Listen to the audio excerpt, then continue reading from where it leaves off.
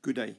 In this video, we're going to explain to you how this sequence holds 2-in-1 number patterns. So there are 2 number patterns inside this sequence. Then they ask us to determine term 999 and term 1000. I just moved the question out of the way. Then we can write down the whole sequence and we just name each term. So this will be term 1, term 2, term 3, term 4, and so on. You will then see that term 1, term 3, term 5, term 7, and then also term 9 and term 11 will all be 1s. And term 2, term 4, term 6, and term 8 forms a different sequence. So now we break this original sequence up into 2 sequences. Up here I've got a 1 and then a 1 again, a 1, a 1, a 1, a 1, and so on. Then we pulled out the other numbers. The 3 came out, the 6, the 9, and the 12, and then the next one will be 15. Why? 3 plus 3 is 6, plus 3 is 9, plus 3 is 12, and so on.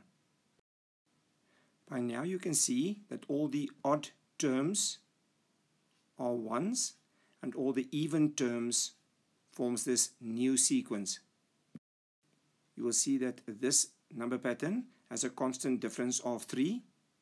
Of course, 6 minus 3 is 3, 9 minus 6 is 3, so we have a constant difference of plus 3.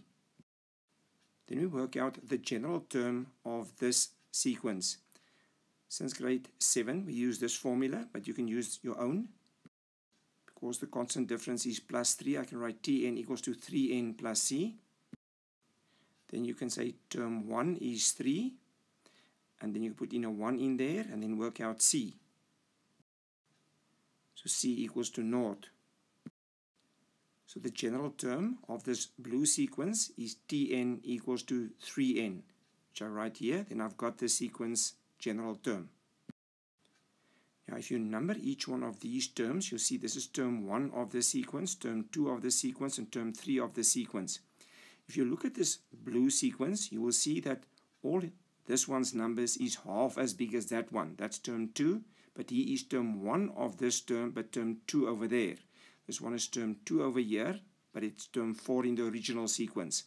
This is term 3, but he is term 6 in the original sequence.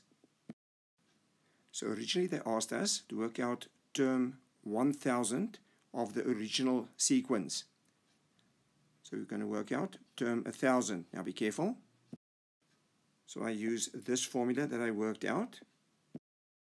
Work out term 500 of that sequence, put the 500 in the place of n, then my answer is 1500.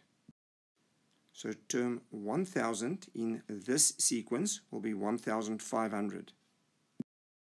Then they asked us to determine term 999, an odd term.